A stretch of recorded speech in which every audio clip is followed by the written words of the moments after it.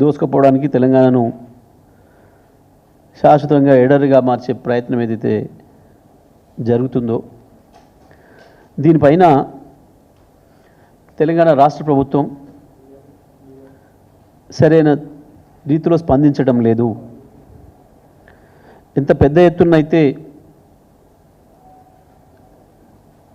ప్రయత్నాలు జరగాలనో, ఎంత సీరియస్గా తీసుకోవాలనో, ఏ పద్ధతుల్లో దాన్ని ఆపడానికి ప్రయత్నం చేయాలనో, తెలంగాణలో ఉండే ప్రజల్ని, పార్టీలని అన్ని ఐక్యం చేసి ఏకోన్ముఖంగా కొట్లాడాలనో ఆ పరిస్థితి ఇక్కడ జరగడం లేదు. నిన్న క్యాబినెట్లోనైనా దానిపైన సీరియస్గా చర్చ జరుగుతుందేమో, రాష్ట్ర ప్రభుత్వం దాన్ని ఆపడానికి తన ప్రయత్నాన్ని తీవ్రంగా చేస్తుందేమో అని చెప్పేసి మేము భావించినాం. కానీ ఆ వాతావరణం ఎక్కడ కూడా కనపడలేదు. రాష్ట్ర ప్రభుత్వం దాన్ని సీరియస్గా తీసుకున్నట్టు అనిపించడం లేదు. కానీ ఇది సరైన పద్ధతి కాదు, ఇది మంచిది కాదు, రాష్ట్ర ప్రయోజనాలకి చాలా తీవ్రమైన విఘాతం కలిగే అవకాశం ఉంది నీళ్ళ విషయంలో. ఎందుకు అనంటే కృష్ణ ఇప్పటికే ఖతమైపోయింది. ఆనాడు సమైక్య ఆంధ్రప్రదేశ్లో చేసిన తెలివి తక్కువతనం వల్ల కృష్ణ నీళ్ళ విషయంలో మనకు నష్టం జరిగింది. ఆనాడు సమైక్య ఆంధ్రప్రదేశ్కే కొంత నష్టం జరిగితే దాంట్లో తెలంగాణకి ఇంకా తీవ్రమైన అన్యాయం జరిగింది. ఆంధ్రప్రదేశ్కి వచ్చిన నీళ్ళను మొత్తం మాకే వచ్చినాయన్న పద్ధతుల్లో ఆంధ్ర ప్రాంత నాయకులు వాడుతుంటే కనీసం తెలంగాణలో ఉన్న వాళ్ళు ఎవరు కూడా సోయలేదు, మాట్లాడలేదు. ఆనాడున్న నాయకులు ఎవరు కూడా మాట్లాడలేదు. దాంతోనే తెలంగాణకు తీవ్రంగా నష్టం జరిగింది. ఎంత అంటే పూడ్చుకోలేనిది నష్టం జరిగింది. కానీ ఇవాళ గోదావరి విషయంలో కూడా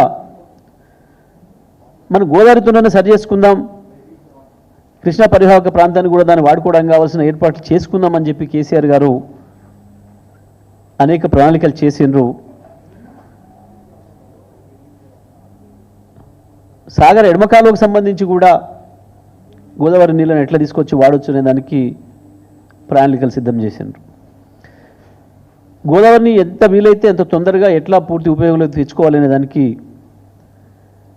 అనుమతులు తీసుకొచ్చిండ్రు, అనేకమైన ప్రణాళికలు చేసి అన్ని చేసిండ్రు. కానీ దురదృష్టవశాత్తు ఇవాళ రాష్ట్ర ప్రభుత్వానికి ఏమాత్రం పేరు గుట్టినట్టు కూడా లేదు.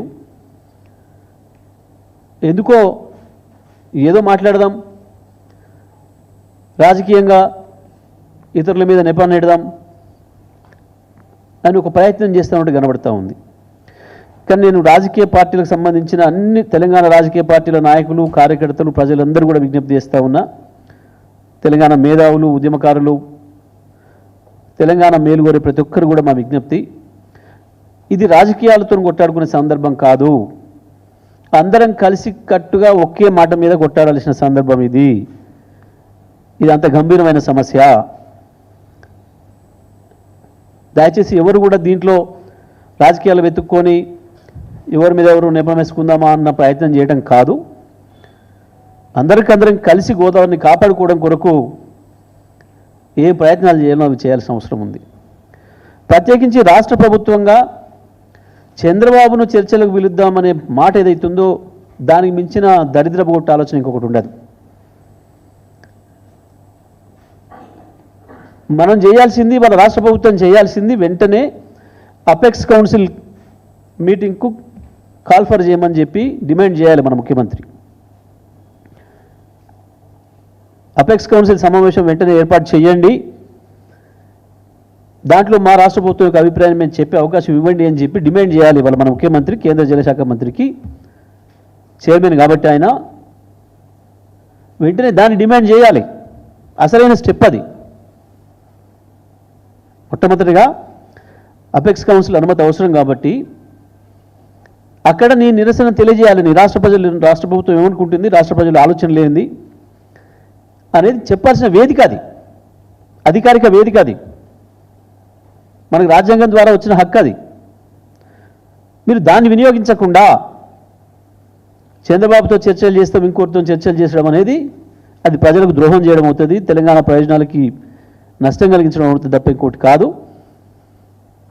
మేము స్పష్టంగా మేము విజ్ఞప్తి చేస్తా ఉన్నాం. వెంటనే ఫస్ట్ చేయాల్సిన పని అపెక్స్ కౌన్సిల్ సమావేశానికి డిమాండ్ చేయాలి, అక్కడ మన అభ్యంతరాన్ని తెలియజేయాలి. ఎట్టి పరిస్థితుల్లో తెలంగాణ ఒప్పుకోవడం లేదనే విషయాన్ని స్పష్టంగా చెప్పాల్సిన అవసరం ఉంది. దానికి కావాల్సిన పద్ధతుల్లో మిగతా రాజకీయ పార్టీలన్నీ మద్దతు తీసుకోండి. ఇవాళ మొత్తం 16 మంది ఎంపీలు పోయి చెప్పండి. అవసరం ఉంటే రాజ్యసభ ఎంపీలు, పార్లమెంటు, లోక్సభ ఎంపీలు అందరూ కూడా కలిసిపోయి. కానీ ఇవి అన్నిటికంటే ముందు చేయాల్సింది, మనకు ఒక స్టాచ్యుటరీ బాడీ ఉంది, అపెక్స్ కౌన్సిల్ అనేది ఉంది, అది అత్యుత్తమమైంది. అక్కడ మనం నిరసన చెప్పాల్సిన అవసరం ఉంది, మన అభిప్రాయం చెప్పాల్సిన అవసరం ఉంది. కానీ అది కాకుండా ఈడ ఒకరికొకరు నేపాలు వేసుకునే ప్రయత్నం. ఇందులోనే ఇంకొక విషయం కూడా గమనించాలి. ఒక వర్గం మీడియా చాలా పథకం ప్రకారం ఇది తెలంగాణ రాజకీయ పార్టీల మధ్యన పంచాయతీలాగా సృష్టించే ప్రయత్నం చేస్తూ ఉంది. కేవలం తెలంగాణ రాజకీయ పార్టీల వాళ్ళని పిలిచేసి చర్చలు పెట్టి మీరేం చేసిరంటే చెప్పి అనిపించి దీన్ని పూర్తిగా పక్కదారి పట్టించి వాళ్ళు వేసుకపోవడానికి కావాల్సిన వాతావరణం కల్పించడానికి ప్రయత్నం చేస్తూ ఉంది. దీని విషయంలో కూడా అన్ని పార్టీల రాజకీయ నాయకులు జాగ్రత్తగా ఉండాల్సిన అవసరం ఉంది. ఇది మన పంచాయతీ కాదు, ఇది మన బజార్ పంచాయతీ కాదు, ఇది బతుకుదూరు పంచాయతీ. అదేదో బ్యాంకులో 10 రూపాయల నోటు ఆడబడేసి 10 రూపాయల వరకు వర్గంగానే సుడికేసి వేసుకుపోయిన పద్ధతుల్లో ఇది కేవలం తెలంగాణలో కాంగ్రెస్, బీజేపీ, టీఆర్ఎస్ పంచాయతీలాగా, బీఆర్ఎస్ పంచాయతీలాగా సృష్టించి మీరు అనుకోండి మేము వేసుకొని పోతామన్న పద్ధతుల్లో ఒక వర్గం మీడియా చాలా పథకం ప్రకారం చేస్తూ ఉంది. దీన్ని అందరూ కూడా గమనించుకోవాల్సిన అవసరం ఉంది. ఇది తెలంగాణ వాదుల మధ్యన పంచాయతీ కాదు, తెలంగాణ పార్టీల మధ్యన పంచాయతీ కాదు.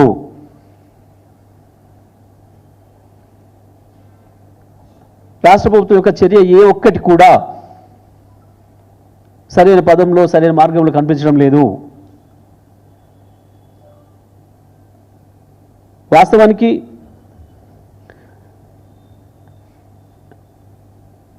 ఏదైతే గోదావరి కావేరీ లింక్ అని మాట్లాడుతున్నారో ఇవాళ చంద్రబాబు నాయుడు గారు, ఇది పెద్ద మోసము.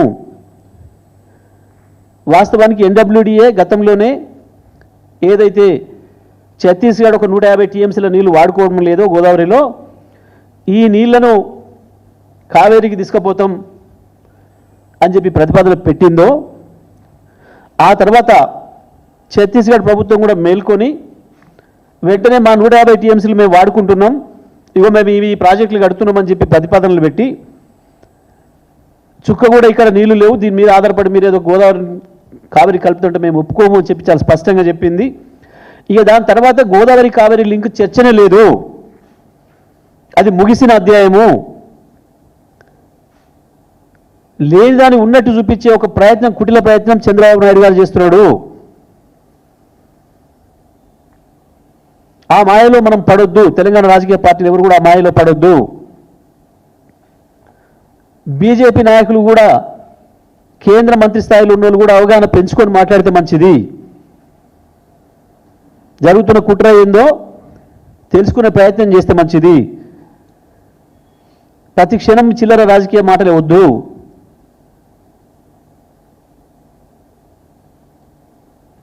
చాలా స్పష్టంగా కేంద్ర ప్రభుత్వం వాళ్ళే ఉన్నప్పటికీ, బీజేపీ పార్టీనే ఉన్నప్పటికీ ఛత్తీస్గఢ్లో కూడా వాళ్ళు క్షణం కూడా లేట్ చేయకుండా ఇదేదో మనకు ప్రమాదం జరుగుతుంది గోదావరి కావేరీ లింక్తో అని చెప్పి వెంటనే మేల్కొని, ఒక్క సుక్క కూడా నీళ్ళు లేవు మా దగ్గర, 150 టీఎంసీలు మేము వాడేసుకుంటున్నాం, ఇగో ఈ ప్రాజెక్టులు మేము కట్టుకుంటున్నాం అని చెప్పి ప్రతిపాదనలు పంపినరు. తప్పుడు మాటలు మాట్లాడుతున్నారు, డోకా మాటలు మాట్లాడుతున్నారు. ఒక వర్గం మీడియాని స్పష్టంగా చెప్తా ఉన్నా, మిగులు జలాలు తీసుకుపోతే మీకు తప్పేంది? మిగులు జలాలు తీసుకుపోవడం కాదు ఇది. ఒక పథకం ప్రకారమే తొందరలోనే గోదావరి ట్రిబ్యునల్ వచ్చే అవకాశం ఉంది. గోదావరి ట్రిబ్యునల్ కనుక ఒకసారి వస్తే ఇక నాకు వీలు కాదు అని చెప్పి తెలిసిన చంద్రబాబు ట్రిబ్యునల్ కాన్స్టిట్యూట్ కాకముందే నేను హక్కు పుట్టించుకోవాలి, ఇంకొక 200 టీఎంసీల నీళ్ళకు హక్కు పుట్టించుకోవాలి గోదావరిలో అని చెప్పి ఒక కుటిల ప్రయత్నానికి నాంది ఇది. అది జరిగితే దెబ్బతినేది తెలంగాణ మాత్రమే.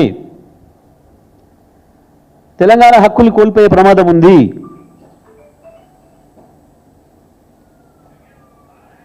మిగులు నీళ్ళతో కాదు, మిగులు లేవు అక్కడ. కానీ ఒక పథకం ప్రకారమే తప్పు ప్రచారం చేస్తూ తెలంగాణ ప్రజల్ని మోసం చేస్తూ మిగులు జలాలను వాడుకుంటే తప్ప, సముద్రంలో పోయే నీళ్ళను వాడుకుంటే తప్ప అని మాట్లాడుతున్న మాటలు ప్రజల్ని మోసం చేసే మాటలు, మొబ్బెపెట్టే మాటలు తప్ప నిజం కాదు.